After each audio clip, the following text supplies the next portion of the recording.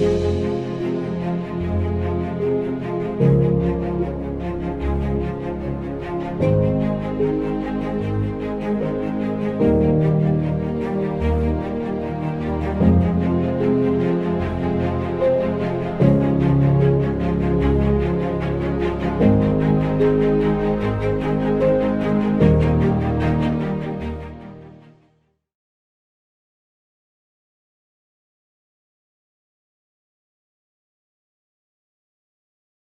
is Aaron Jenkins, and I am privileged and honored to be with you today and to be with my friends at ESG, the Environmental Support Group.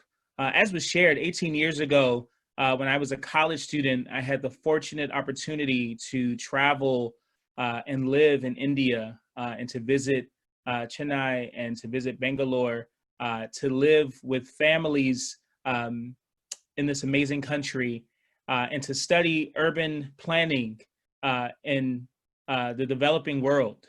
So that was India, South Africa, and Brazil. And I will say that I believe there are moments like that that are formative to create the people that we become. And I can think of three formative moments that um, help to create within me the person that I've become in terms of um, my activism, my faith, and my work. Those three things: my activism, my faith, and my work. Those three things were shaped by the village that raised me. I am American born. I'm a fourth generation Washingtonian, born in Washington, D.C., an international city, which is best complemented by the phrase from the book A Tale of Two Cities. It was the best of times, it was the worst of times. It was a city that is known abroad as the nation's capital. And yet, when I was growing up in Washington, D.C. in the 80s and 90s, it had another moniker, a nickname called the murder capital of the world. And that was due to the gun violence that existed due to the prevalence of a number of factors, including illegal drugs.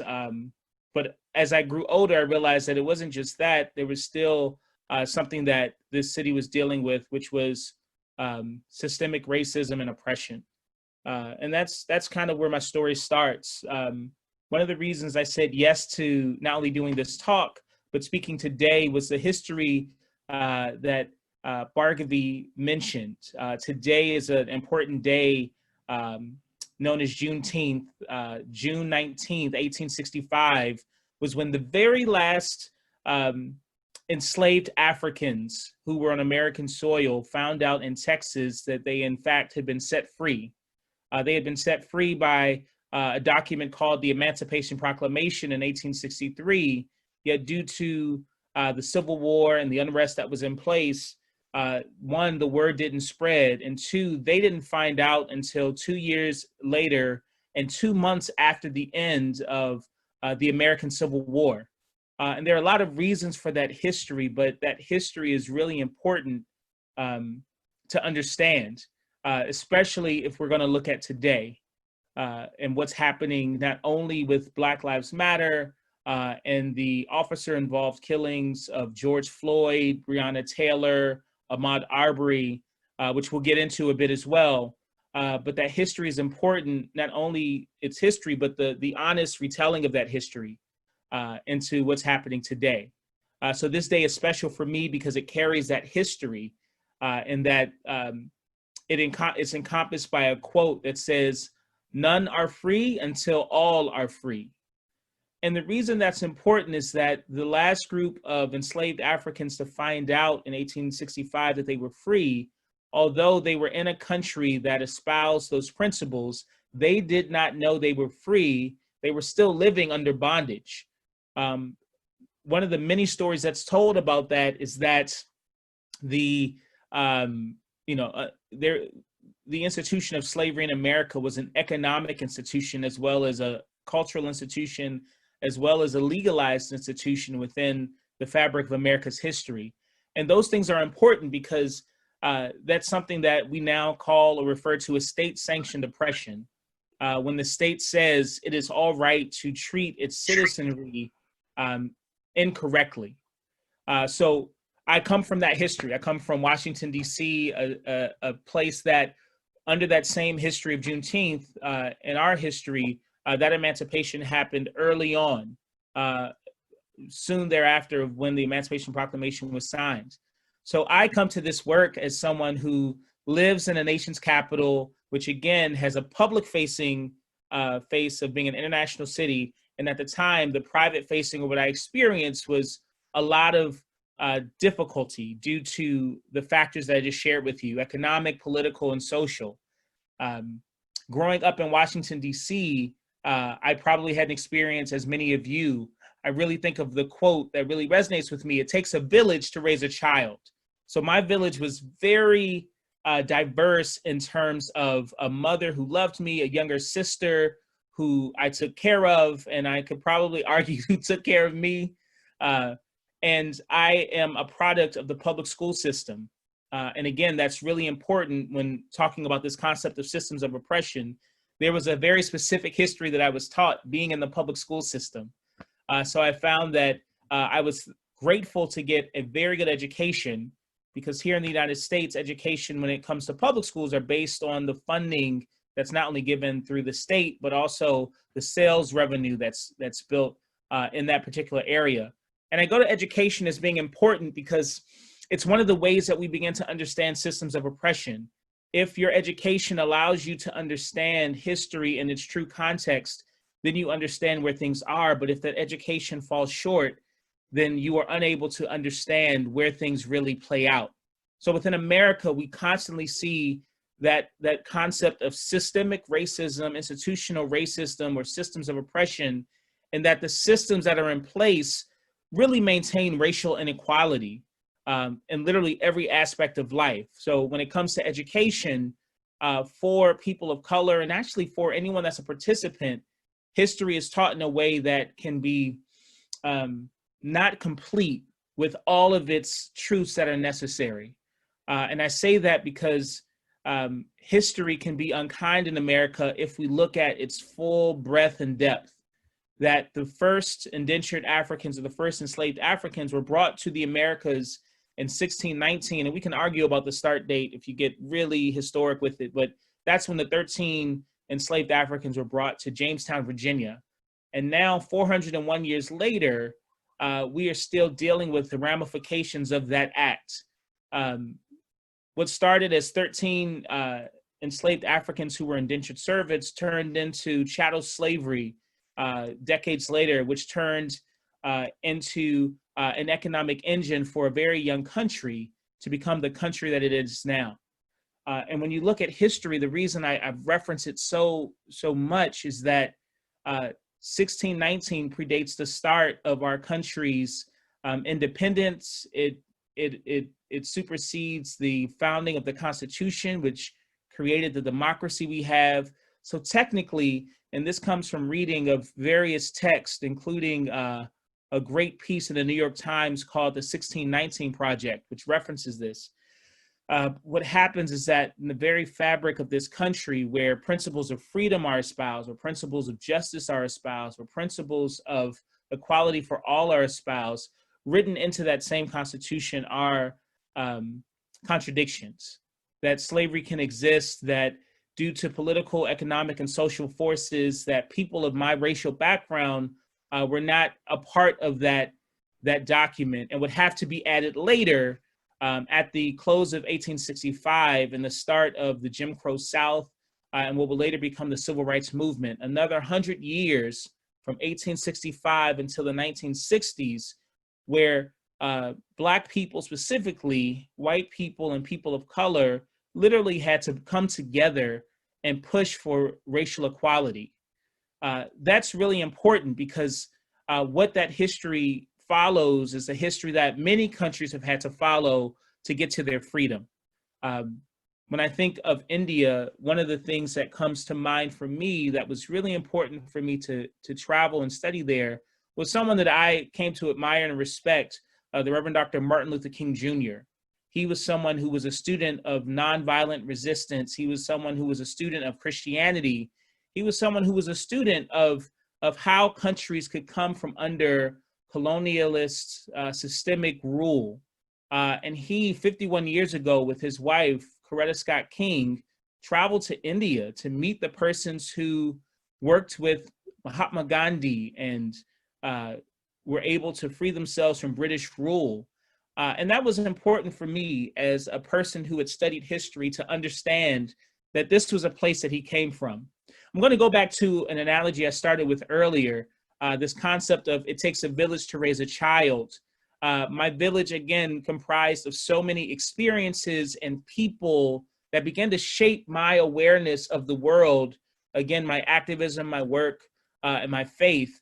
And that was really important for me because as an African-American man living in Washington, D.C. and living in America, there were so many things that I experienced that I understood, but then there were so many things that I didn't understand. I didn't understand that as I'm a very tall person, I'm almost 2 meters tall.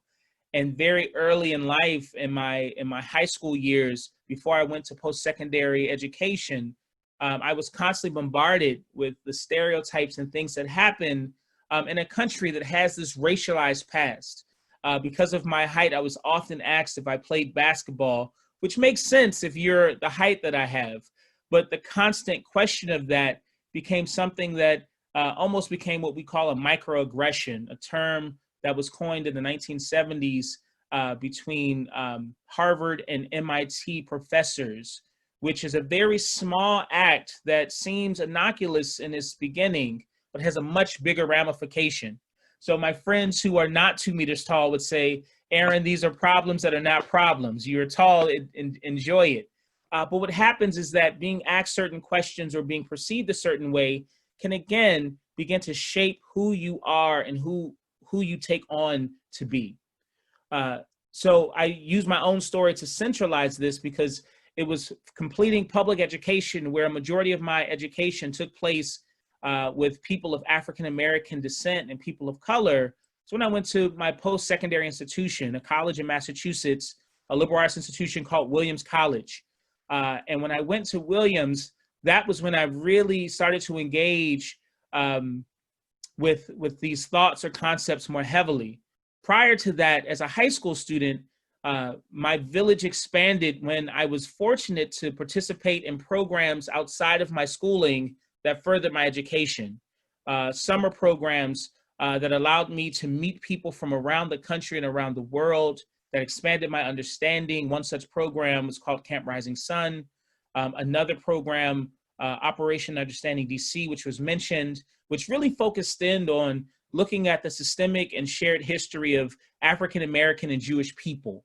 I was exposed to religions different than my own, of Judaism and Islam, while I also was able to study my own religion more closely.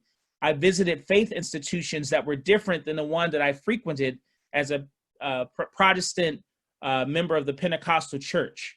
And it was in this interaction with people discussing race, heritage, and history that I realized that my education fell short and that it didn't go into the depth of the history that existed in America or the world. And it was in that gap that I realized that my education was my responsibility, but that systemically I had been denied that education, that it was not regularly taught of the true meaning of Thanksgiving in America, the presence of Native peoples that were referred to as Indians who have had many names associated to them instead of being able to choose their own name. So I'm centering this conversation again in this idea that our education matters, the history that we're exposed to matters, because again, for me, that really shaped my activism, my faith, and my work. So coming out of a public school background, a single parent household, these exposures, which again, I think are best encapsulated with this idea, a mind stretched to new horizons never returns to its original dimensions. And that the inverse of that quote is true as well. A mind not stretched to new horizons does not expand and stays in a very specific space and place. So I am very motivated that education is a powerful tool and that tool must be used well to not only inform people, but to assist people in becoming lifelong learners, even in a country, even in a system that's oppressive. With proper education, we can not only learn what we need to know, but grow from that. This is what brings me to my work with the ESG group, with the Environmental Support Group, and coming to India, I went to a college that had amazing resources where I was able to study abroad. A goal of mine that in post-secondary institutions in America, you can take either a course of study for a semester or a year away from your institution or abroad. During that time, I was exposed to a very similar shooting that we've now experienced, or killing, officer-involved killing that we've experienced. That time, it was a gentleman by the name of, and the name now eludes me, Amadou Diallo. That was his name. Amadou Diallo was a person of African origin who lived in New York, who, when he was approached by plainclothes officers and asked to present ID, as he reached for his wallet, it caused a reaction from the police, and he was not only shot at 41 times, he was killed in front of his home. And that story really impacted my activism. When that took place, I was a college student studying in Massachusetts, and that experience really impacted me because I could see the injustice.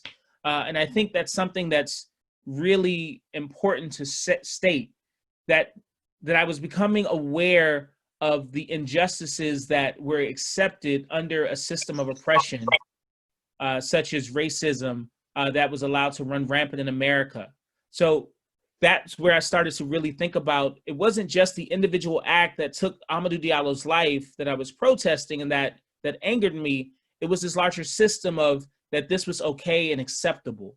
And again, connecting that to the past history I learned with slavery being an acceptable institution, with segregation being an accepted institution, and then also even at the end of the civil rights movement with the signing of the Voting Rights Act and the Civil Rights Act, that people had to fight so hard to get the freedoms that they should have had at the very onset of their existence.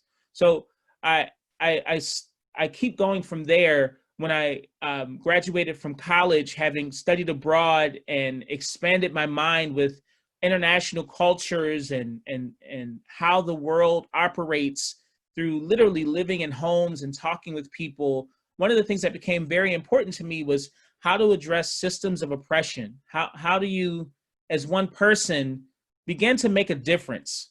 I studied political science in my undergraduate years, and something that was really important to me were working in government. I saw the connection between being someone who worked in those systems and really took the mindset of how can I as an individual be a part of a system and make change from within.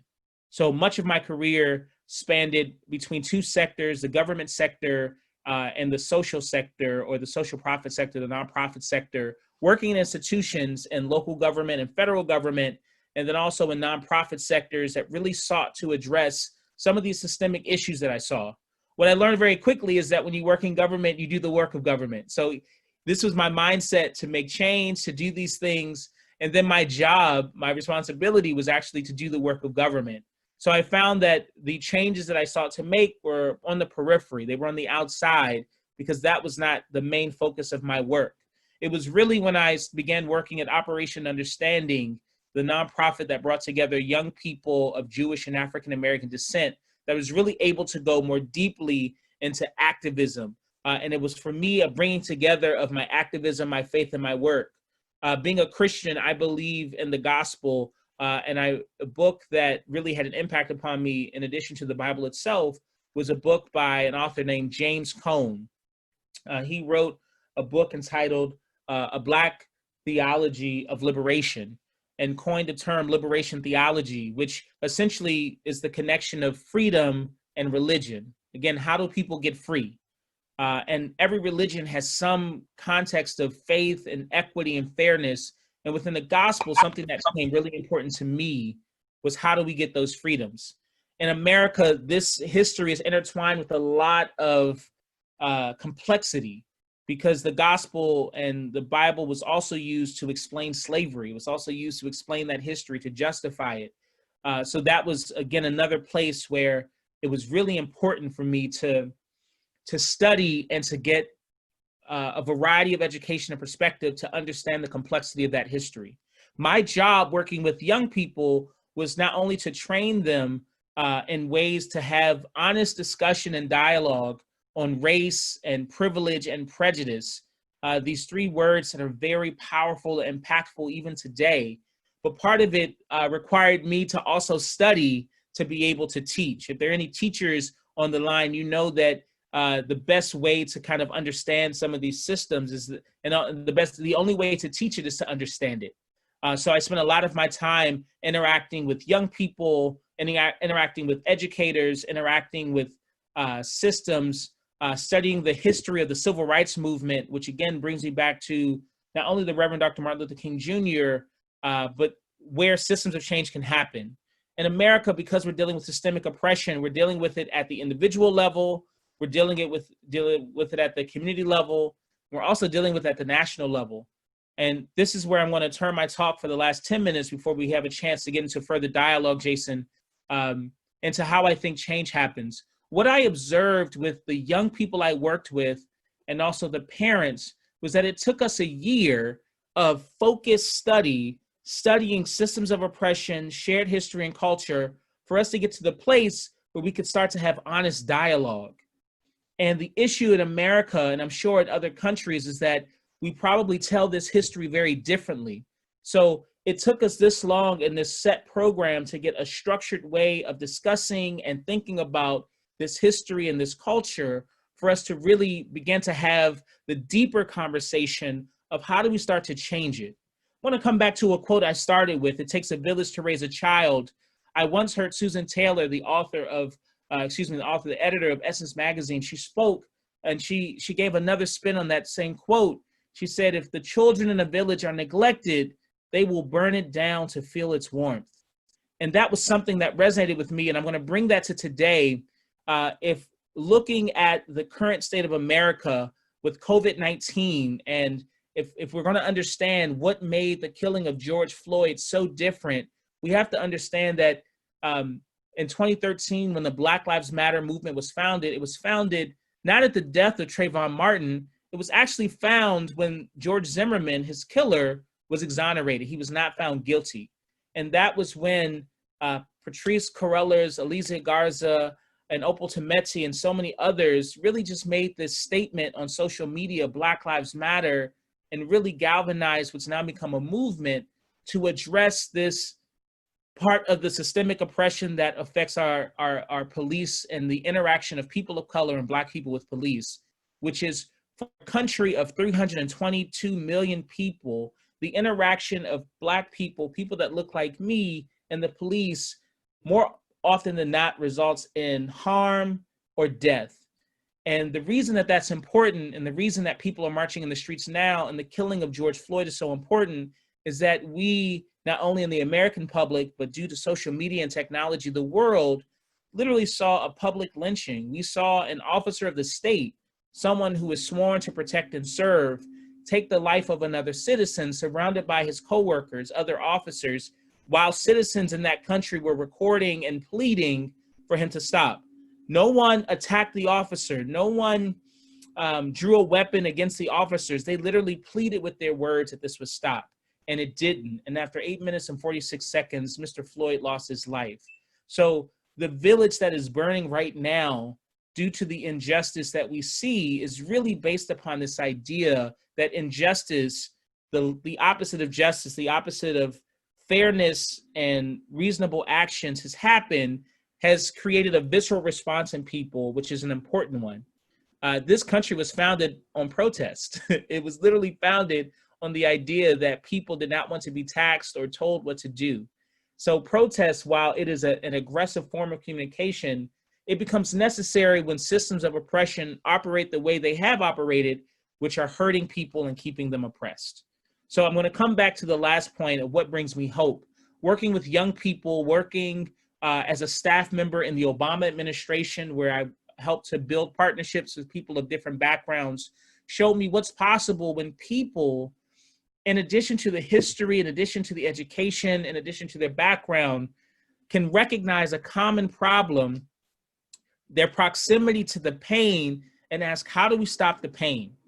Essentially, this idea of how do we stop the pain of oppression? How do we stop the pain of unfair treatment? How do we stop the pain of the trauma that comes from not only seeing videos such as Mr. George Floyd, but people personally experiencing this trauma and their interaction with police and their interaction with other people.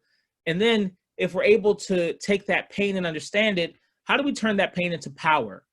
So today on Juneteenth and for the next several days, there are a number of organized protests because people understand that going into the street, even during a time of a global pandemic, is important because justice is important.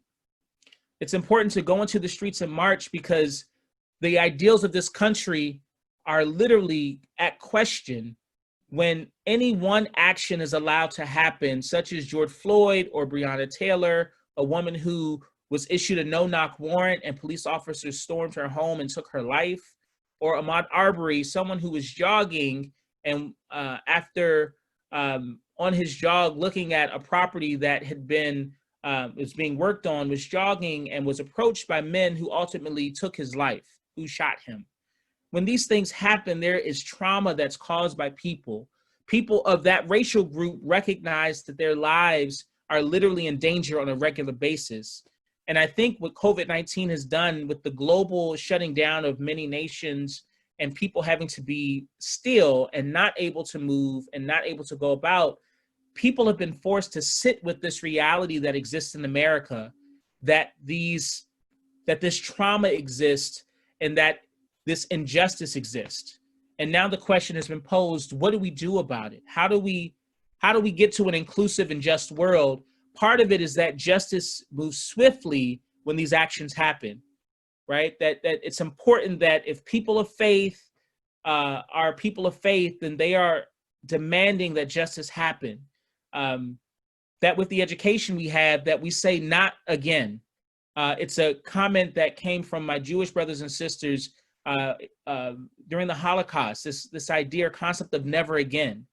And I think for people that are seeking a change to systems of oppression, there comes a time where the people say, we don't want to see this happen. And if talking doesn't work, if reasoning doesn't work, you literally see people turn to what other forms of voicing their opinion matter to change the system. And that's where we see the protests that we see. So it's an important piece because protests can't last forever. There is a lifespan because it is a tactic within a larger process of how do we address systemic oppression. And literally, because it's systemic, it takes time because we've had 401 years in this young country's history to get to this place. So it takes an intentionality. It takes an idea that the principles of this country of equity, fairness, and justice are lived. The way that plays out publicly right now is not only the arrest of the officers, but a trial to take place.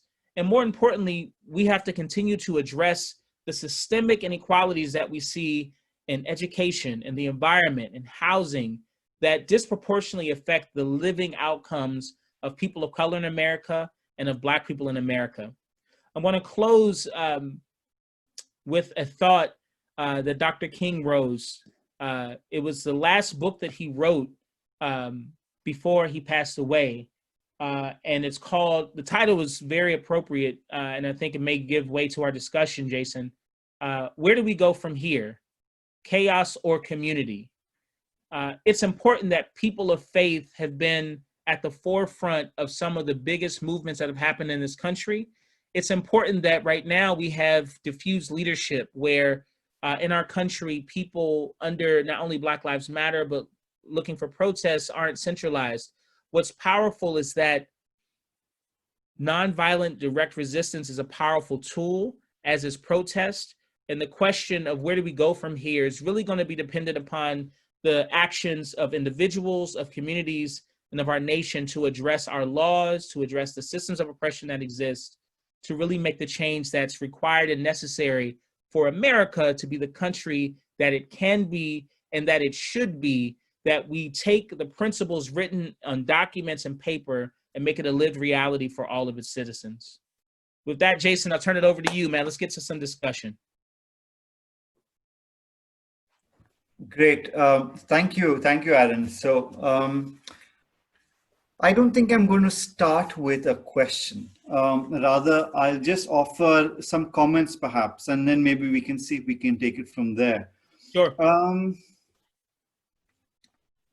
One of the things that struck me was what you said when you pointed out that persons you work with need a year of study before they can get to a place where they can dialogue, right? Hmm. And I think this is really important because too often, especially today with social media, um, but even without social media, there's this idea that we can talk without understanding. So I think um, too often people keep saying dialogue, dialogue, dialogue, not realizing that before you can get to dialogue, you need to educate yourself, Hmm. right? So Yep. if you, as a African American person, are speaking, a person who represents the dominant group, the hegemonic group, can't merely respond. You have to sit quietly and listen. So I think there's a certain need for humility on the other side. Now the question is, how do we get to that humility, right? How does the person who is uneducated get to that point of humility? And I think one of the points you've pointed out is we protest and you listen. Um, to me, but I think there is a limitation perhaps to this protest because you can bring a horse to the water, you can't make it drink, Hmm. right? So really, in some sense, we very often are at an impasse because Black Lives Matter, this I think this phrase emerges because in fact Black lives do not matter to the establishment, right? And just as in India, the lives of Dalits don't matter. Hmm. Dalits being the former untouchables, yeah, the politicized identity of former untouchables. The lives of non-Hindus, especially if they belong to lower castes, don't matter, right? Um, so really, very often it's frustrating because no one, the other side isn't willing to listen. And I think very often what we need to do is build alliances with people who are willing to listen, Hmm. right? And not and be happy with that small progression. I think as the movement, the civil liberties movement in America has shown, this is a very slow movement, right? It's not going to result overnight in changes, and we need to be ready and willing to accept that.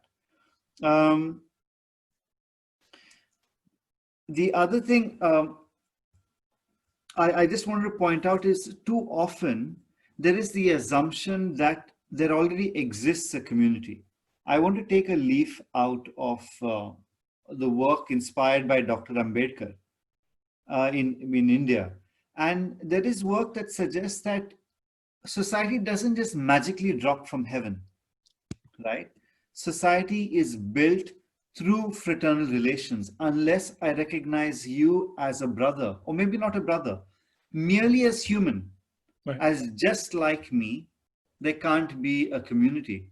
If I see you as marginally human, no society. So only once we recognize that profound equality of people, that there can be community. And I think too often this is really the problem, is that there is no recognition of the fact that society doesn't exist. It has to be created.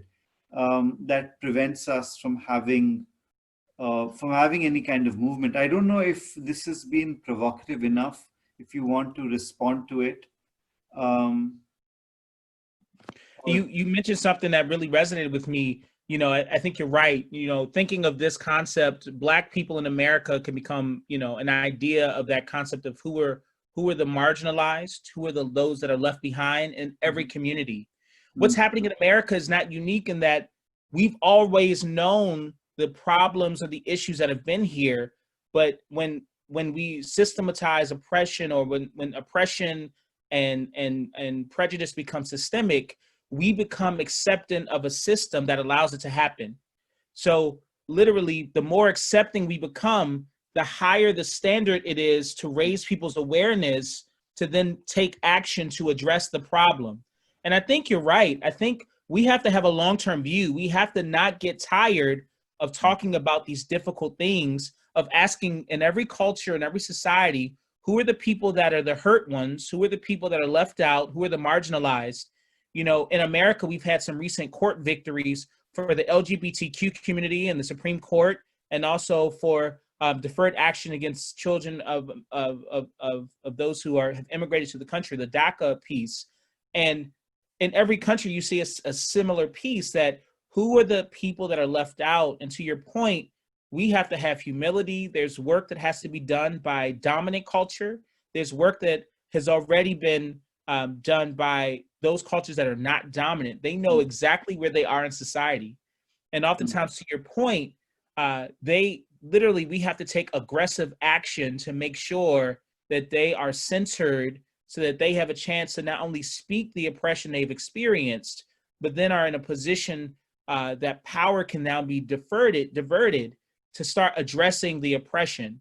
And what often happens is that people who are dominant, they either have no idea, or again, the level of awareness to get them to be able to your point, which is excellent, to see the humanity of the other people has to get so high that for America, we are now at the place of people having to die literally on video before people start to realize like that was wrong. So it's a start. You're right. Like, this protest is a starting place, but it is a much longer journey. The 1 year that I mentioned with the students, these are with 17-year-olds, people who still were malleable, who were thinking about this. Imagine that process for someone who's older, who's more set in their ways. It's a much longer process, but again, a necessary process. There's a process that we have to go through. I think as moderator, I should also announce to those who are listening in that if you have a question, please type it into the group chat. This makes it much easier for us to access the question and then place it to our guest speaker. So if you have a question, please type it out into the chat, and I will direct it to Aaron. I want to move on, Aaron. Is that you've mentioned, as you were speaking, the idea of Black and people of color, right? Now, I think what I'm going to challenge you here. I think one of the problems is that, yes, we should build alliances, but it seems to me that people of color don't necessarily have the same experience or same historical relationship with the country that Black people do. Right? That's absolutely right. And so we shouldn't maybe overstate the kind of alliance that would take place. I've been very struck by people who've pointed out that one of the officers who was present at the time in which I'm forgetting his name. George Floyd. George Floyd was killed, was a person of Far Eastern, or as you would say in the US, Asian heritage, right? Mm-hmm. So persons who are not Black are incorporated or find ways to incorporate themselves into the hegemonic narrative, and I think we need to stress this and be clear about this if we are to move forward, right? That call out the inhumanity of the system and say that I will not participate in this. And I think, for example, this officer clearly, and this officer not to identify him as the only bad guy in the room, but as representative of so many of us who silently participate in the violence of the state. Because at the end of the day, if this violence exists, it's because there is a state that underwrites this violence behind them. It supports this violence. Mm-hmm. So you make an excellent point. I think you're absolutely right. I think, and that's why I've had to learn. I've had to study and talk to people, and literally, even as someone in this work, be challenged on that, because I realize, Jason, I'm a part of a system of oppression, and I want to generalize because it makes it less hurtful that as a Black person in America, one of the real fears I have on a regular basis is my safety. Mm. It's my safety not only from the state, literally every time I see a police car, it's something that comes to mind. Mm. Literally, like it's every single time because of what's happened. And I think that idea that we group people together, it's part of that idea of collective struggle. But you're right. What started the incident with George Floyd was literally the police were called or summoned by the person in the store. I believe the owner was of Middle Eastern descent, and they were concerned that they thought the money he was using was fraudulent. And instead of having a conversation, instead of saying, let's discuss this, the immediate action was to call, the state. It was to get the state involved. And often one of the issues we have here in America, that goes back to dialogue, right? That goes back really, and when we talk about dialogue, we're really talking about communication, right? Like let's discuss the problem that we have as people, and let's see if we can get to a solution. And oftentimes there's so much pain that people have experienced that even different minority groups, where again, you're right, we can't group them together, the pain is different. And the reaction to that pain is different. And unfortunately, if we get very deep, if we go deeper with it, the system of capitalism as a system, if it's unchecked, always creates a system of haves and have-nots. That there are people that feel better about themselves or see themselves in a system and are able to, say, I may be standing in a long line, but if I look behind me and there are people behind me, I'm better off than they are. And I think in that question, that moment with George Floyd, I'm sure the owners of the store that called the police, given what's happened, if they could do it all over again, they probably would try to have a conversation with him about the problem versus calling police. And to your point, someone of Asian heritage being right there. And also, I think you made an excellent point about the humanity piece, which is the officer who had, I just think of the for 8 minutes and 46 seconds, where is the humanity for someone who is over 200 pounds with their knee on someone's neck? That goes back to the point I made earlier, that unless we are intentional and unless we are brave enough to deal with these inequalities, our level of tolerance for what is necessary for us to even see the intolerance will grow higher and higher. So my hope now is that it isn't just that the protests are happening. People across the country, businesses, individuals, we literally have to stop, which COVID has caused us to do, and really address what we see happening, not only in the short term, but again in the long term. I want to take up the other idea, about structure. I mean, one thing that you've stated out in the title for your presentation was about structural violence, and you've constantly gone to the idea of structure. And I just want to point out that, I trained as like you, I trained as a lawyer and then eventually went to the sociology of law. One of the ideas that really grabbed me was the idea of legal pluralism, the idea that there are other institutions in the polity, in the social sphere, which also have power. And very often what happens is that the state, it refuses to allow these systems to operate.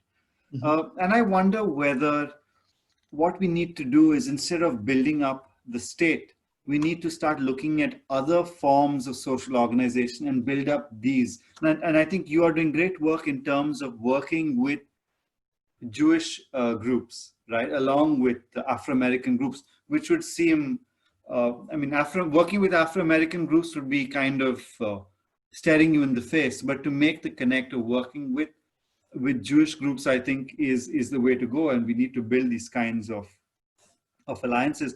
Just before I end, though, I just want to point out that I think we must avoid using the word minority group, because minority groups they don't just fall from heaven. Minority groups are actively produced.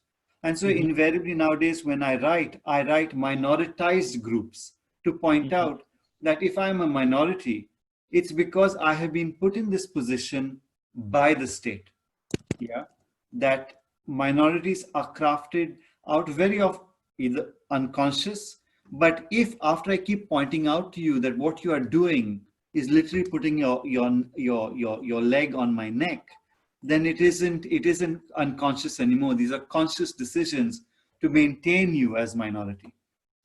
You're absolutely right. I think you're getting at the power of language. Like language matters, Yeah. right? It matters that what we call something what it is, you know, even when things can be explained. So this idea of a minority group, even that language exhibits a certain level of power, because if there's a minority group, then the opposite exists. There's a majority group.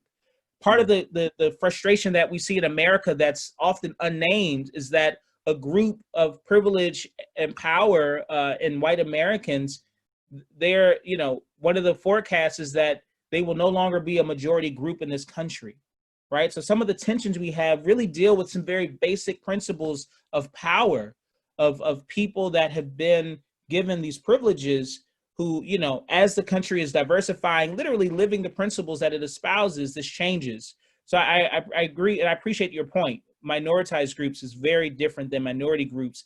And it's important that people are even thinking at that level. The other side of this, which is difficult, and I'm going to name this, is that when people's lived experience is survival, it is difficult to thrive, right? Like, and this is where the responsibility of the privilege, people have to understand that there are people that need freedoms, they need justice, but literally if they're in a system of oppression, especially again, if you look at our capitalistic system, if you also look at the systems of oppression that exist because of race, culture, heritage, if you are literally struggling to survive, you are not worried about the officer involved killings. You're worried about getting to work. You're worried about paying your bills, which is why, again, COVID, you know, the question was asked before, COVID-19, what it's done is that it's helped us to see more clearly the economic oppression that exists. What's happening here in the United States tomorrow, a leader by the name of Reverend William Barber has organized in the same vein of the civil rights movement and other organizations that have existed. They've started something called the Poor People's Campaign. And the idea that's behind that movement as well, which is coinciding with Black Lives Matter and is reciprocative, responsive to it, is that essentially they're centering the people at the margins. They're centering poor people in America, people who have terrible health outcomes, people who have terrible life expectancy. And they're saying that this country can't go back to being normal. The normal that we understood before COVID-19 as a world, but particularly in America, that normal excluded minoritized groups, which are the poor and other groups, on a regular and consistent basis.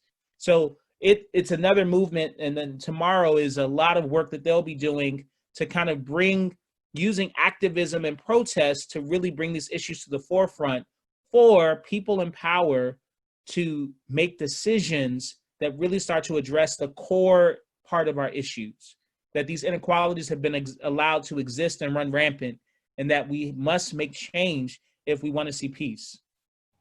I want to bring in a point that Leo has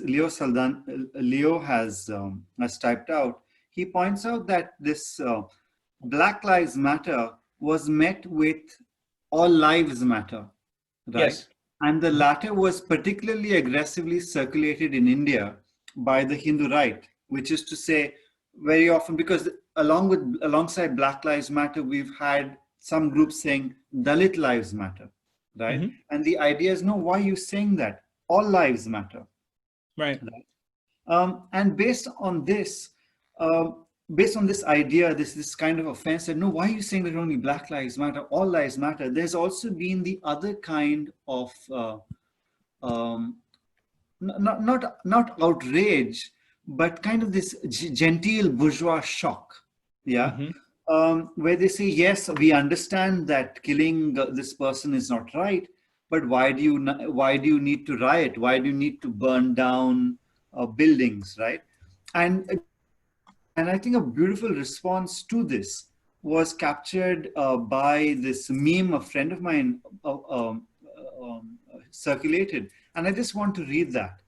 It says, "You keep saying it's horrible that an innocent Black man was killed, but destroying property has to stop."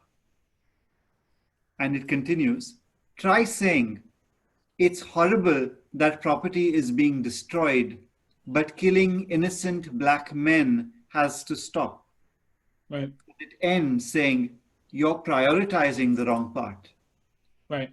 When you say that destroying property has to stop, even yes, we acknowledge that it was horrible that a black person is killed. I think once again, this we come back to your point about education. When you are making these arguments that yes, but why are they destroying? You need to ask yourself why they are destroying. It is not for them to stop the destroying, but for you to ask the question why they're destroying, and then appreciate why they're destroying. Yeah. And I think why they're destroying, the point has been made. They're destroying because the only thing they're able to do is survive. And when even that is prevented, when you asphyxiate a group that is barely surviving, then it results in an unreasonable response, right? Yeah. And And that people are responding to trauma, right? Like you've made an excellent point that I've heard over and over again.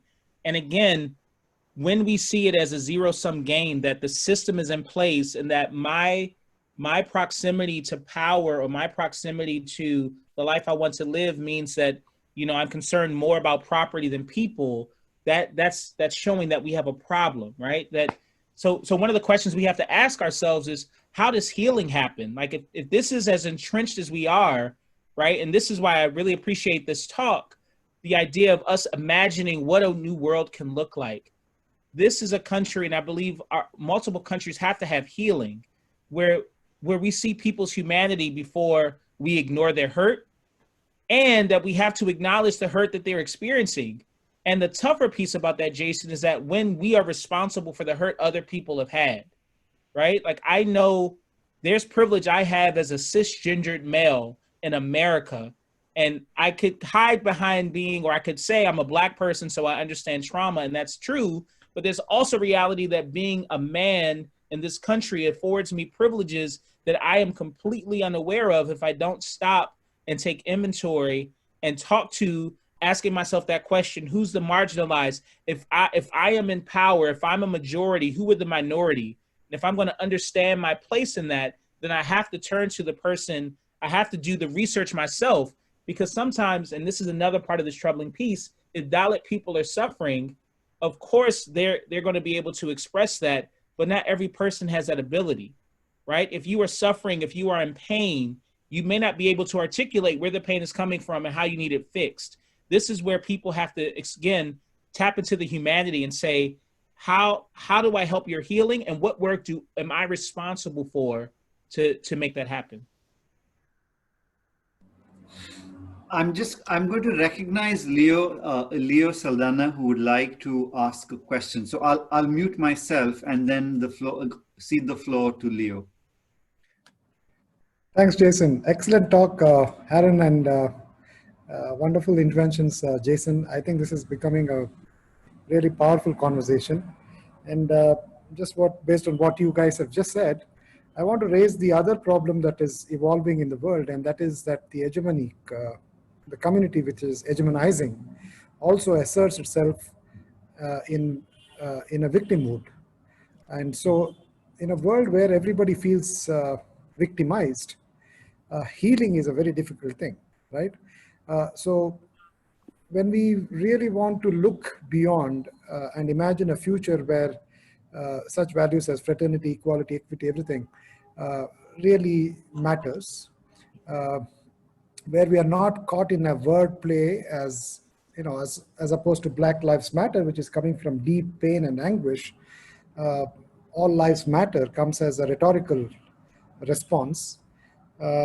It's that kind of a world we want to construct, where we are beyond rhetoric, where we are really able to feel and listen and appreciate and understand and let go some, acknowledge some more, and most importantly, reconstruct each other's lives in ways that each other feels comfortable and dignified, right? So I think that's the kind of space we want these conversations to build.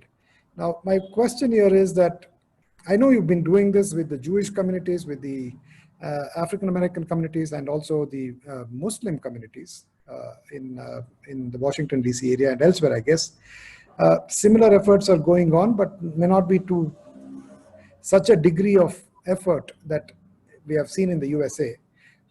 Because here the repression has been structural, violent, and much, much longer than slavery in America, right? Sure. And so slavery has also reached a very sophisticated form in India through the caste system. Sure. And some of the violent incidents that we have seen in the US, for instance, are almost an everyday occurrence in India, and we don't even talk about it anymore. So it's that kind of extremely disturbing landscape in which we all live and choose to particularly focus our lives on certain aspects that give us a sense of hope. And therefore, we don't really, I mean, we have trained ourselves to put horse blinds on and move forward. So when we move forward in the next, just imagine 20 years from now. You've been doing this work for 20 years, right? So Yeah. suppose you have to do this for another 20 years. What's the, what would that place look like in 20 years from now? And when you say that place, Leo, the place that these things aren't happening anymore, the place of what, when you say 20, what are you asking for in that time? I'm hoping that our efforts come together, right? Right. And so in 20 years' time, we are at hopefully a better place. I mean, why would we not want to hope, right? For me, hope is not a construct which is irrational. Right. Very okay? rational. Yeah. It is in fact a necessary part of rationality that we must incrementally believe. Otherwise, why would you have to insist on rule of law with George Floyd's death, right? Why do you want to insist on a trial, for instance, right? Let's just go back to, like we call it the Ka Panchayats. So we have made transitions. Human populations across the world have made major transitions away from a situation which was rather hopeless, seeing it from where we are now. But I would like us to see ourselves 20 years later with a much more intelligent way of coming together and networking to also help those who are in dominant positions and deliberately victimizing themselves or projecting victimization, to let go of that. And in some ways, I can say Desmond Tutu's work, for instance. Yeah, does it make sense? It does. It reminds me of a quote from Frederick Douglass. He was an orator and activist. And I think it's important that 20 years from now, that the change we want to see doesn't happen because of the passing of time, right? It doesn't only happen because we make more sophisticated arguments. We are literally, because we're dealing with structures of power, we literally have to think and operate in ways that dismantle structures of power, right? Like we have to not operate as those groups operate, meaning that people get violent and people do the same work. But literally the quote says, power concedes nothing without a demand. It never did and it never will. Find out just what any people will quietly submit to, and you have found out the exact measure of injustice and wrong which will be imposed upon them. And these will continue until they are resisted with either words or blows or with both. So in 20 years, I realize, I'm reaching in my own life, I'm reaching this place of life where I realize that the speaking of truth to power and to really taking intentional actions must happen. If 20 years, this is going to be different. A quote from the Reverend Dr. Martin Luther King Jr., and I found out recently, he was paraphrasing a quote of a Christian minister, I believe it's Theodore Parker. It says, the moral arc of the universe is long, but it bends towards justice. And that arc doesn't bend on its own. Like if we allow things to stay as they are, because they've been systematized, inequality will continue, right? So it literally requires this idea that there is work that we have to consistently do at various levels. At this level, the interactive level of the community, at the one-on-one level, which means in my own family, there are people that I have to have difficult conversations with, people that I'm in proximity to, because without all of that work, and then at the structural level, people in elected office, people in positions of power, people who are trained to recognize the inequalities that exist so they can speak to it. This is this affects, as you know, our environment. It affects our education system. It affects our finances. We need brave people in all of these places to use the power they have to literally say, from this point forward, I will no longer accept things as they are. And I really believe that this has to constantly be demanded, because otherwise, to your point, we normalize the inequality, we normalize the oppression, and we become so accustomed to it that it takes, again, a higher threshold to see the inequality to do something about it.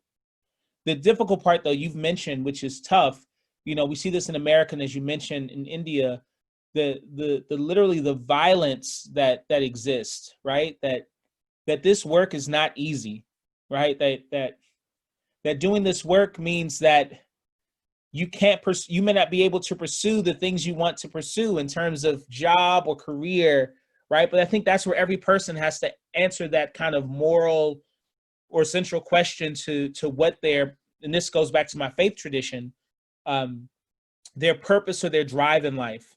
And for me, I cannot imagine leaving a world to my 5-year-old niece where she is fighting the exact same fights that we're fighting right now. That part of my drive internally is that the students I've worked with, I don't want to see that happen. And because and through your work, actually, being exposed to these inequalities, there's a part of me that doesn't rest properly if I'm not actively doing something to dismantle those inequalities I see.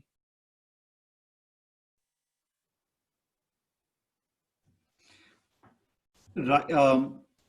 I don't. Yes. So, since you've brought up Christianity, Aaron, I also want to maybe throw in a provocation, because my appreciation of Christianity, first one, I think it needs to be recognized that if there is, I want to pick up on one of the points Leo made earlier, is that what we see in India very often is way worse than what goes on in the US. Yes. And has also existed longer. And I think it needs to be recognized that one of the reasons for this degree of horrificness in India is because of the relative absence of Christianity as a discourse that has substantial power, right?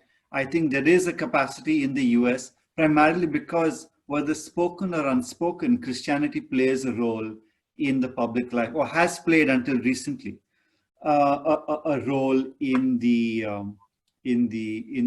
public life and public and private life of America, which is not to excuse the fact that a lot of that Christian discourse was used to justify slavery, right? I'm not excluding that. I'm just saying that Christianity plays a role.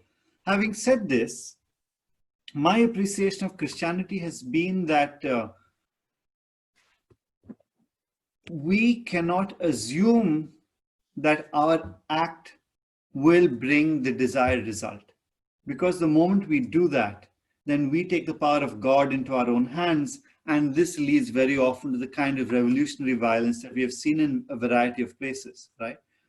Rather, the point has to be that I may work for 20 years and still not see any change.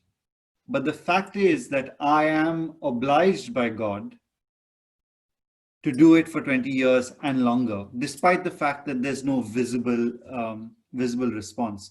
So I wanted to know if you'd like to maybe respond to that. That's an excellent point. You raise an excellent point, that we don't do the work because we want to see the change. We do the work because the work is necessary. It was captured in a sermon by Dr. King. But if not, if I don't see the change, if the world doesn't change, I do know that any systems of oppression or any change that I've seen that's happened from the smallest level to the largest level has come from consistent work from people who said, I'm committed to this and will do it as long as I can. I find that what teaching has done for me in terms of another form of doing that is, the idea that being able to have dialogue, for example, and to share those ideas with a larger group of people now is a multiplying effect. That instead of one person who's working on this, it's similar to what happened with the program in which we all met. All of us still stay in touch, and now there are 30 of us working on those issues, or at least we've been exposed to it. So there's some level of awareness that now happens that we take the work. This, of course, is built in hope. There's very specific things that we have to do, right? There's the advocacy and the activism that still are required to make the systemic change, right? And part of that means that as an ally to others, that means that I'm not only concerned about the struggles that I have, but I also have to become globalized in my thinking to be concerned about the struggles that exist elsewhere, right? So that, for me, there's this idea of global humanity, if you will, right? That I'm not only concerned about the wrongs that happen in America where I am as a Black man, but because I'm globally minded, I'm concerned about the wrongs that happen in India. I'm concerned about the wrongs of the Aboriginal people in Australia. I'm concerned about what happens on the continent of Africa. I'm concerned about what happens in Europe. I'm concerned about what happens in South America and Canada. I'm concerned about what happens in these places. And as best I can, I know I have a responsibility to act. And I think talks like this are important because it expands again, that same concept of expanding our awareness. You know, I remember encountering the caste system when I traveled there and not understanding it, right? Just being able to, but from the lived experience I had, to see that there was something going on, right? And that's how I often hear about how racism is described. There's something happening I don't understand, but I see it. And I think that that's where moments like this are important. What happens, and I've noticed what's happened here, what's really powerful about the protests happening in America is that while we know it is a tactic, what happens is that it creates the opportunity or the space to ask the question, and I think, Leo, you asked this really important question: what is the world we want to see? What does a just world look like? What does an equitable world look like? And then what are the steps that need to happen to get there? And I think in America, we're talking about economic, political, social changes that have to happen to get there. And I wonder the same thing in other places. What are the changes that need to happen to make that country or the marginalized people we discussed non-marginalized? How are they now brought in? How are they taken care of? How are the issues addressed?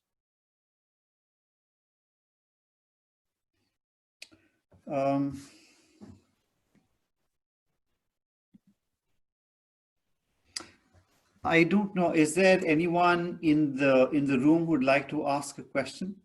I'm aware that we've been speaking now for an hour. We could extend over time if there is interest. So if you have any questions, I request you to please type them out in the Zoom group chat, and I can read out the question. Jason, when someone types out their question, I just want to ask Aaron if he can explain to us the nature of the politics which brought across the United States such a powerful response to the George Floyd death. What was the way in which African American communities worked over time to bring this kind of nationwide outrage against an horror? That's a great question. You know, I have to go back to the work that's been done by numerous groups. Black Lives Matter is one. There are other institutions that have been really surfacing this. The NAACP, a number of groups. There are also groups that are eerily silent right now. And it's not lost to me that COVID-19 and George Floyd, these things are happening for us in an election year and a presidential election year. So there's some factors at play that we have to really also acknowledge, that groups that we would expect to speak up also have been eerily silent. So some of those people tend to be evangelicals. Some are businesses, organizations that normally speak up are really on the sidelines. So what's driven this protest in part is literally the silence of people that should be speaking. It's also been driven by, you know, that tipping point happening several years ago. I mentioned Amadou Diallo. In my time, the Trayvon Martin piece was very powerful.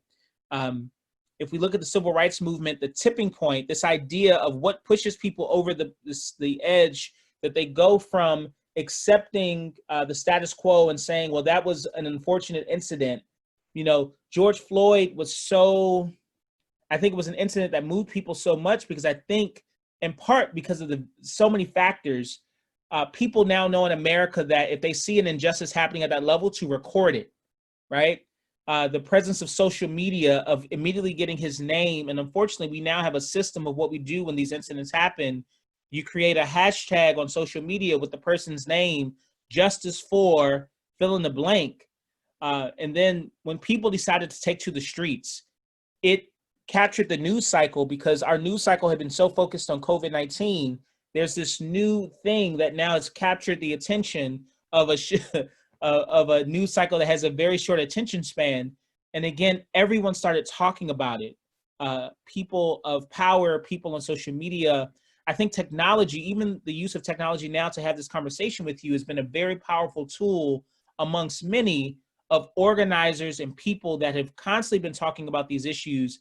And when they saw this moment, that people saw the humanity of George Floyd and the injustice of what happened by that officer, and also the action of the mayor of that city. The mayor of Minneapolis acted very quickly to at least charge the officers. It wasn't a full piece because the officers were not brought in. And that also added to the injustice that this inhumane action happened. And I'm telling you, Leo, if I went out my door right now and committed anything similar, there would be no question of my arrest. There would be no question of my, I would be arrested before I would be charged, which would, again, not be fair. But the idea that this didn't happen, this injustice was so vivid and so specific that all of those pieces came into play. Organizations, individuals, the use of technology, even the faster interaction of the city was still not a just interaction because the officers were not charged immediately. They stayed at their homes for several days before a charge actually happened. Protests pushed out. It was a gathering of all those pieces that created a moment that individuals who were paying attention pushed for, and we saw the impact. Of course. So thank you, Aaron. So while you've been responding to Leo, we've had two different questions. There's one question from Bhargavi and another from Usha Ramanathan. Since Usha's microphone doesn't really, is not functioning, I will ask the question from Usha first. Once you are done, then I will recognize Bhargavi and allow her to ask you the question directly, right? So the question from Usha is the following. There have been calls for dismantling the police. This morning at another discussion, one of the participants said that dismantling the police is like dismantling the state. Maybe because the police is the visible and strong arm of the state. How should we think about what the police has been and what would have been won and what lost if that agency were to be outlawed? Floor is all yours, Aaron. Sure. Thank you, Usha, for the question. It's an excellent one. This has definitely come up in conversation. I think what's happened is that our police have, this goes back to the earlier point, Jason, we were talking about education. When we talk about dismantling the police, what do we mean? I think one of the things we mean is just dismantling the unchecked power that police have been given and provided for a number of reasons. The violence in America is something that's very real.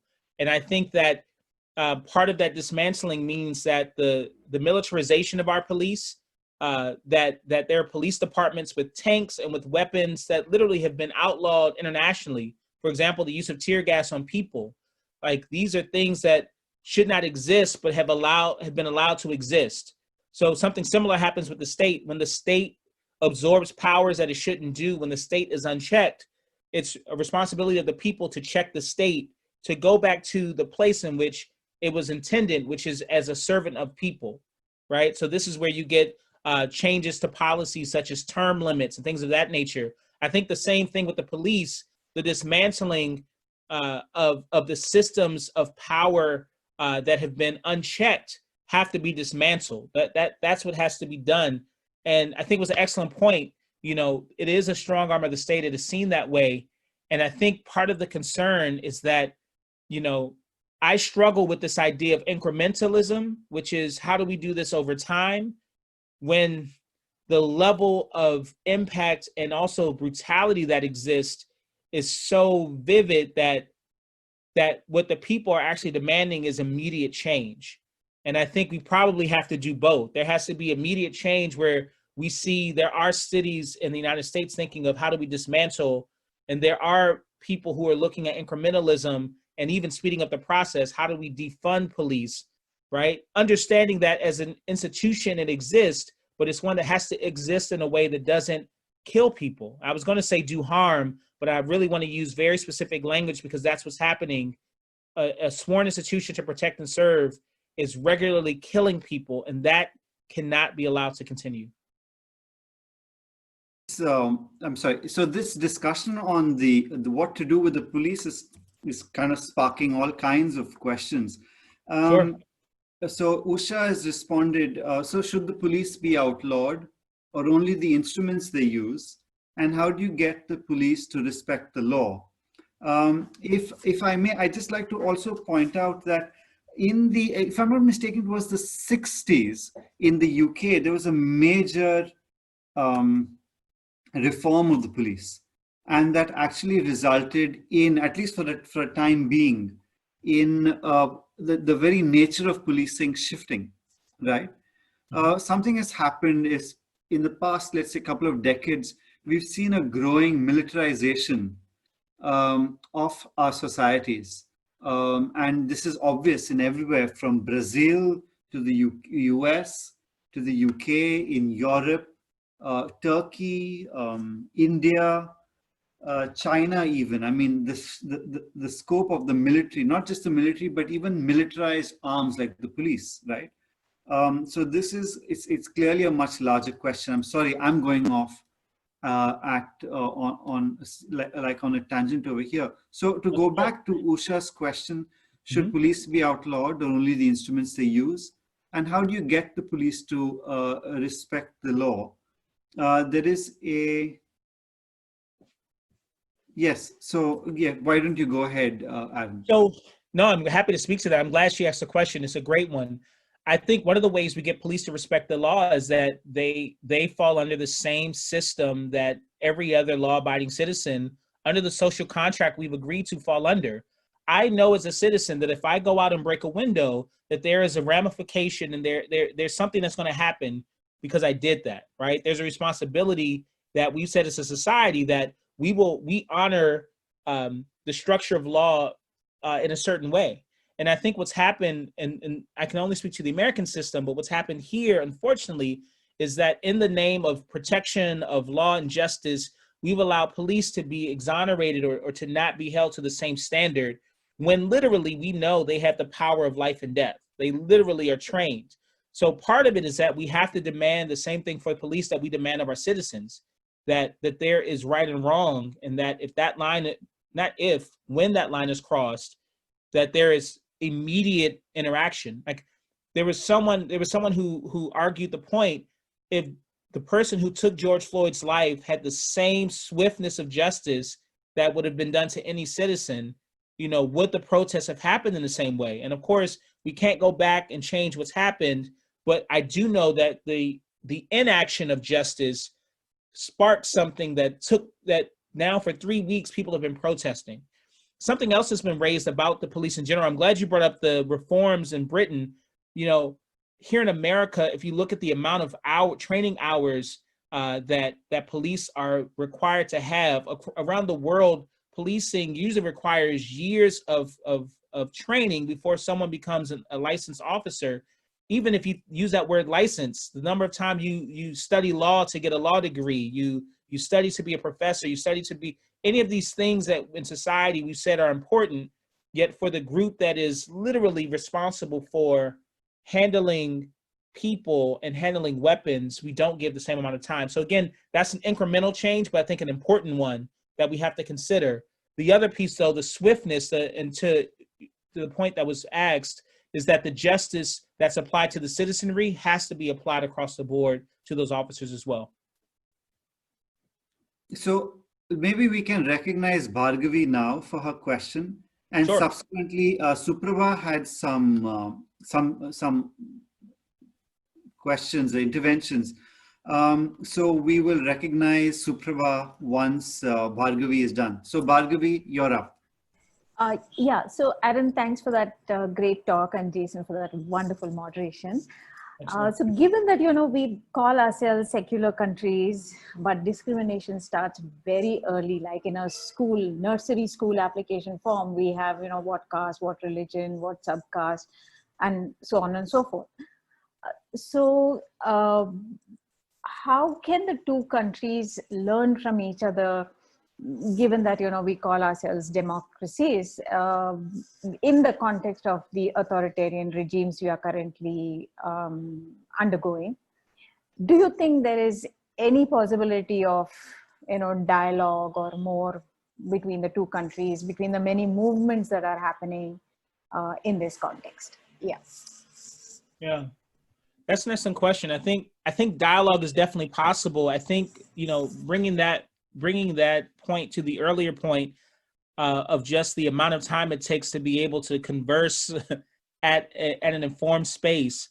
I realize like the amount of study that's required in learning and listening that have to happen in order to understand. I think similar to this dialogue that we're having here, something that excites me about this is that I've been very moved by programs that take people in positions of power. Sometimes it takes people leaving the place they're in and literally going to another place, whether it's virtually like this or physically, once we're able to do so, for them to understand something outside of their own context to then be placed back into their own context. So I put a lot of weight to your point, Bhargavi, of systems of change. We have to have these conversations, again, at the individual and community level, but at our systems of power where decision makers are, we literally have to create a different system for them to understand the gravity of the situation. To your point, when you talk about filling out forms and identifying caste and other things, we're really talking about systems that are in place. And the way you change systems, in addition to time and effort and advocacy and activism, is that you have to change it systemically. So, I wonder, to Leo's earlier question of what does a world look like, that same question of in 20 years, what does it look like not to have a form like that? But more importantly, what does it look like for a system to see people's, again, humanity? And in the absence of religion, to your point of secularism, what does it mean to have a lived and agreed upon morality, a set of laws, a set of rights and wrongs that we agree across the board of this is how we want to live and this is how we would structure society? And I think that it's important to continue to ask those questions and to seek short and long-term changes, because that's I think how change happens. It happens in immediate places where what's the thing we can do right now? What's the thing that we have to work towards? And then what's the longer thing that will take more time, but is necessary for us to achieve what we want to see in 10 years time, 5 years time, 20 years time. And I think that asking those questions and those types of actions, short-term, long-term, continuous engaging people in power to make different choices, I think all those things are necessary so that the outcomes are different.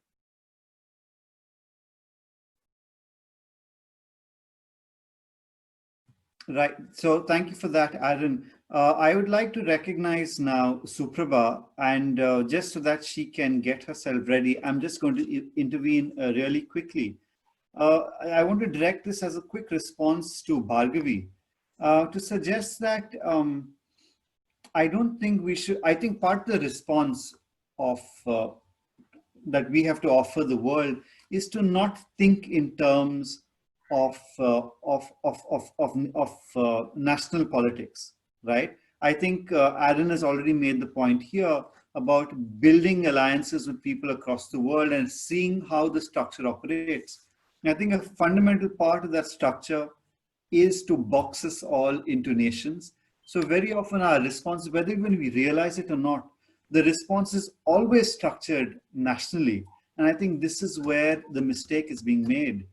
You just look at the way in which, for example, the idea Black people suffer also because America is seen as a white country. America or the US is seen as a white country in the way in which the borders are closed. to migrants from Latin America, for example. This is one way in which you produce America as a white country. America is produced as a white country in the way in which you allow into America only those migrants, international migrants, who will kind of start following a certain kind of white lifestyle, right? So it's only a certain privileged middle class that is allowed into America. So I think we need to start thinking in terms outside of the nation state.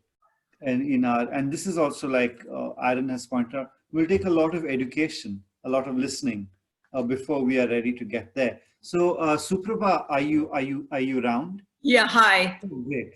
Yeah. Thank you so much, Aaron, for this really incredible exchange, and Jason for everything that you have said.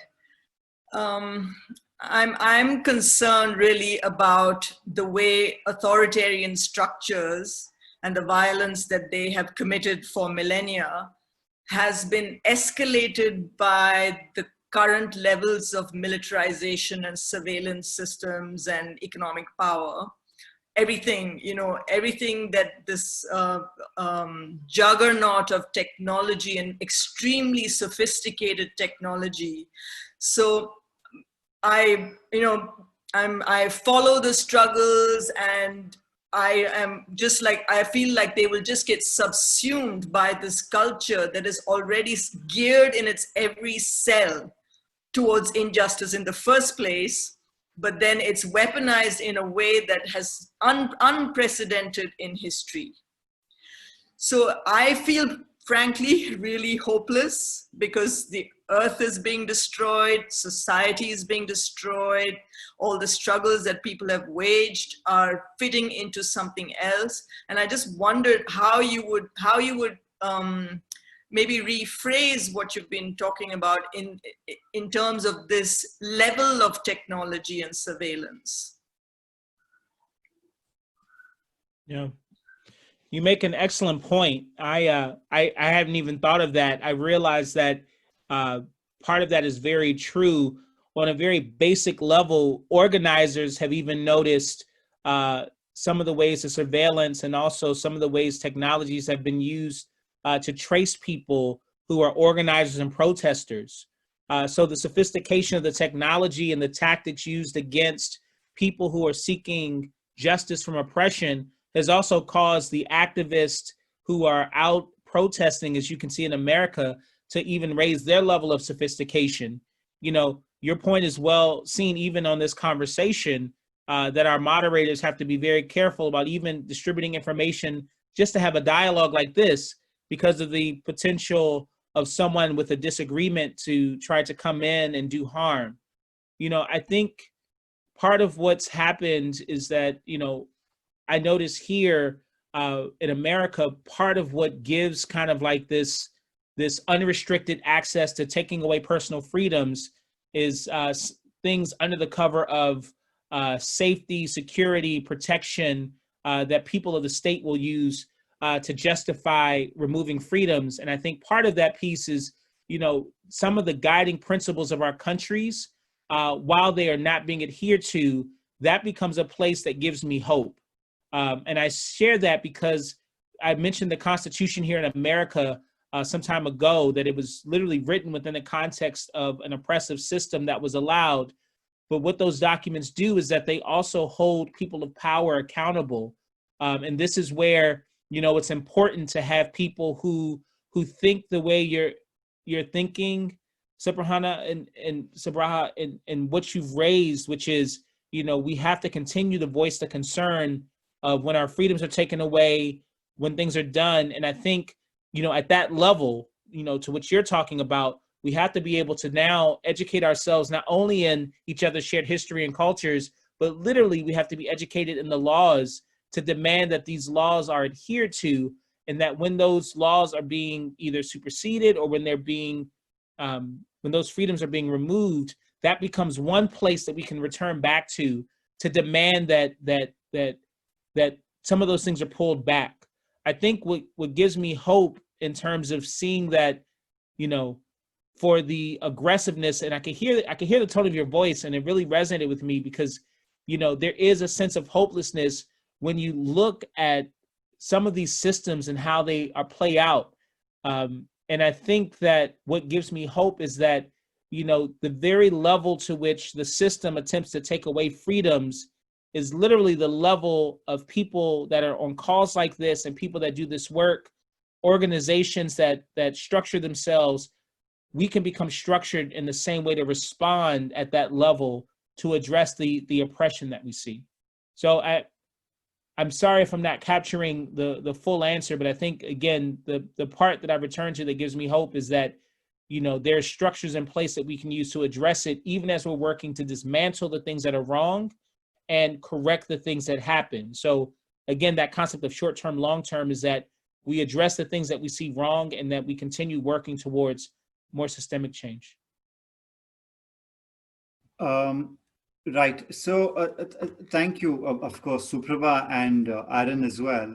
I just want to, on this point of hopelessness, given that Aaron is a Christian minister, I thought, and given that we share a faith, I think for the Christian, hopelessness is really not an option, given that, as we just discussed, it is not up to us to bring change. And even if the change doesn't come, it's irrelevant. The change is irrelevant.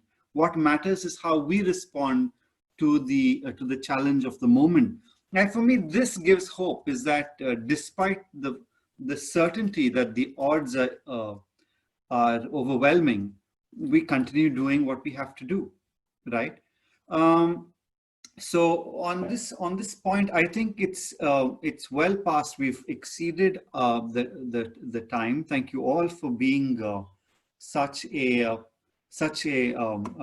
patient audience. If you wondered why I've not been allowing people to intervene vocally, it's also at the one level I was a little afraid. I didn't want to one doesn't know who's on the internet and who's popping in and saying, listen, I want to ask a question. And then, but as you can see from the group chat, if the question has been placed, I've articulated the question vocally. So thank you all for your patience and for joining us, for this act of solidarity in joining us. Thank you, Aaron, for not just your interventions, your speech, but for yourself. Yes, for all the work that you've put in through the years. We wish you the very best. I know that the two of us will now be in touch after this long hiatus. And I wish you all a very good afternoon or evening or morning, as the case may be. Yeah. So thank you, and bye-bye. Thank you. Yeah, thank you, Jason and Aaron. Thanks so much for that wonderful, wonderful session. Over to Leo to make the announcement for the following week. Thank you. Yeah, I mean, I must say that there's a lot of comments that are also coming on Facebook. I feel that we should have this conversation much longer. And the fact that we have used technology to actually connect. Jason is in Rome and in a palace, apparently. No, no, it's just a fancy screen I've found and used. Yeah, so yeah. I'm not in the palace, I assure you. Okay. Aaron, thanks for making time early morning there. And so in this series, we have actually tried to build conversations across the world. We have had conversations which started from Boston, then went across to the Kurdish areas with Niloufar talking, and then England and Kenya, Uruguay, Malaysia, and so on. So the idea really is that imagination is not to be localized. And neither is it to say that, to be cliche and say it has to be globalized. But to collate imaginaries from across the world and wonder at each other. It's a kind of biodiversity you create of the mind. And that's the point of this series. And we have been very excited with the way in which it has evolved. And we'd like it to continue to evolve. So on that note, I actually want to share that the next speaker will be from down under, Australia. So we will announce the details in a couple of days. And once we are formalize the details, please make it a point to share it on. One of the problems we have with the lockdown is that we have all suddenly discovered Zoom, and everybody is zooming around. Nobody has time to pause and listen to each other. But this series, I hope, is something that we will go back to and listen, so that it gives us a reflective space. So the idea of the series is actually to build reflective spaces. So it will be available online on ESG's YouTube channel. You can look it up there. It's also on esgindia.org website. And of course, it is webcast live on Facebook as well, and it will be archived there. And this is a space where I think we bring people together so that you can stay in touch, not through Zoom. Try and make COVID go away so we can get back to our normal lives. All right. Yeah. On that note, I thank you all very much, and thank you, Bhargavi, for organizing this, Jason for moderating this, and Aaron, man, it's been wonderful seeing you after a long time. Yeah. So as Jason said, the long hiatus has been worth it. We are so impressed. Thank you. Bye.